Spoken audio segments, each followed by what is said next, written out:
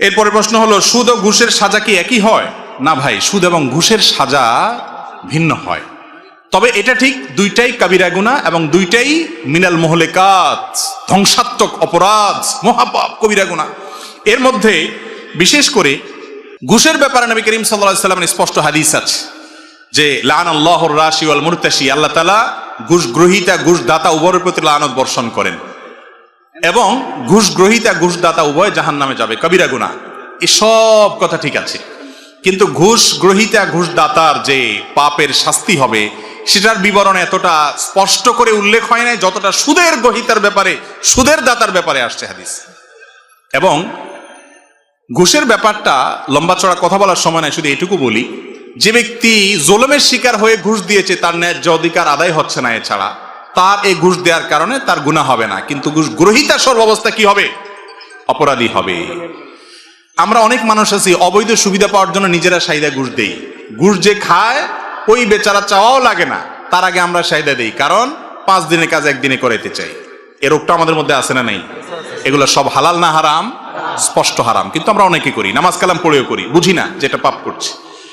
সুদের অপরাধটা ঘুষের চাইতে এত বেশি যে সুদের মধ্যে আল্লাহ রাব্বুল আলামিন এত অকল্যাণ রেখেছেন। 10টা শাস্তির কথা কোরআন হাদিসে উল্লেখ আসছে, 10টা, এবং এত ডেঞ্জারাস যে কোরআনে কারিমে আল্লাহ রাব্বুল আলামিন বারবার ঘুরে ঘুরে সুদের কথা বলছেন। কোন পাপের কারণে আল্লাহ তাআলা যুদ্ধের ঘোষণার কথা বলেন নাই, কিন্তু এই পাপটা এমন যে এটার করলে তাকে আল্লাহ তাআলা যুদ্ধের জন্য প্রস্তুতির ঘোষণা দিয়ে রাখার কথা বলেছেন।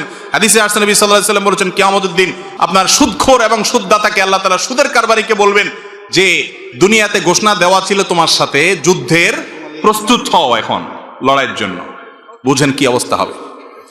দ্বিতীয়ত, মালউন, এই সুদের কারবারকারী আল্লাহর পক্ষ থেকে অভিশপ্ত, আল্লাহর গজব নাজিল হয়। তৃতীয়ত, সুদের কারবারকারী ইহুদিদের সাথে সাদৃশ্য গ্রহণকারী। চতুর্থত, সুদের কারবারকারী জাহিলি যুগের মানুষের কালচারের ধারক, বাহক, হাদিসে স্পষ্ট এসেছে। 5 নম্বর, যে ব্যক্তি সুদের কারবার করবে, সুদখোর, সুদের মহাজন, সুদের ব্যবসার সাথে জড়িত, নবী সাল্লাল্লাহু আলাইহি সাল্লামকে আল্লাহ তাআলা দেখিয়েছেন যে তাকে আখিরাতে পরকালে বিচার হবে, তারপরে শাস্তি তো পরের কথা, বারজাখী জীবনে মৃত্যু হওয়ার সঙ্গে সঙ্গে রক্তের নহরে আল্লাহ তাআলা তাকে হাবুডুবু খাওয়াবেন তার রূহকে, এবং শাস্তি হতে থাকবে। 6 নম্বর হলো, অন্য কোন পাপিষ্ঠকে আল্লাহ তাআলা কিয়ামতের ময়দানে এত অপমানজনক ভাবে উঠাবেন না যতটা সুদখোরকে উঠাবেন। সে পাগলের মতো, কান্নাহু ইয়াতাখাব্বাতুহু শাইতানু মিনাল মাস, জিনে ধরা রোগীর মতো, পাগলের মতো সে উদ্ভট আচরণ করতে থাকবে, এটা তার শাস্তি। আর 7 নম্বর হলো, ইয়ামহাকুল্লাহুর রিবা, আল্লাহ তাআলা ধ্বংস করবেন সুদকে, সুদের খোরকে, সুদের কারবারিকে। আল্লাহর ধ্বংসটা বোঝা যায় না ভাই। আপনারা বলবেন কই, সুদের মহাজনরা তো খুব ভালোই আছে, এক এক ব্যাংকের মালিক, হাজার হাজার লাখ লাখ কোটি, কি গাড়ি বাড়ি। আপনারা বলতেছেন আল্লাহ ধ্বংস করবেন, ধ্বংস দিয়ে আমরা গরিবরা হচ্ছে, এরা তো ভালোই আছে। আল্লাহর ধ্বংস সবসময় বোঝা যায় না ভাই। ভেতর দিয়া ত্রাস হয়ে যায়, উপর দিয়ে আপনি দেখেন প্লাস্টার সিমেন্ট। কথা বুঝেন নাই? এই স্বাদের চোটেই তো এক একজন আত্মহত্যার মেশিন আবিষ্কার করে ওটার ভিতরে ঢুকে। আর আপনি গরিব মানুষ, এত কষ্ট করার পরেও আপনার মধ্যে তৃপ্তি থাকে যে আমার আল্লাহ দেখছেন, তিনি রহম করবেন। আর এই কপাল পড়া, সেটা কপাল হয় না, এমন আযাব হয়, ওই আযাবের চোটে ওর ঘুম আসে না, ঘুমের ওষুধ খেয়ে ঘুমাইতে হয়।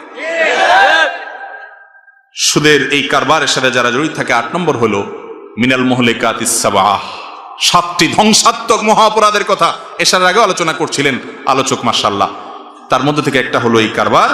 আর 9 নম্বর হলো নিজের আপন মায়ের সাথে জিনা করার চাইতে অনেক ডেঞ্জারাস অপরাধ সুদের অপরাধ, কত ভয়াবহ আল্লাহর কাছে।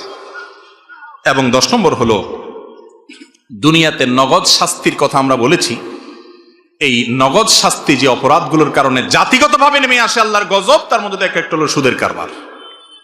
10টা শাস্তির কথা বললাম কোরআন হাদিস থেকে। আমাদের দেশে সুদ দিন দিন বাড়ছে না কমছে? গ্রামে গ্রামে বিভিন্ন এনজিও, বিভিন্ন প্রতিষ্ঠান সুদ দিচ্ছে, মানুষ সুদ নিচ্ছে, দুনিয়া ধ্বংস হচ্ছে, আখিরাত ধ্বংস হচ্ছে, আল্লাহর গজব নাজিল হচ্ছে। সুদখোরকে আল্লাহ তাআলা কখনো দুনিয়াতে শান্তিতে রাখবেন না।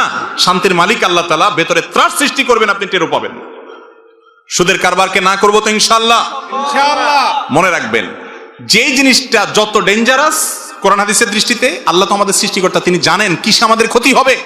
যত বেশি শক্ত করে আল্লাহ বলেছেন, ইবলিস ওইটাকে সমাজে তত বেশি এস্টাবলিশ করে ছেড়েছে।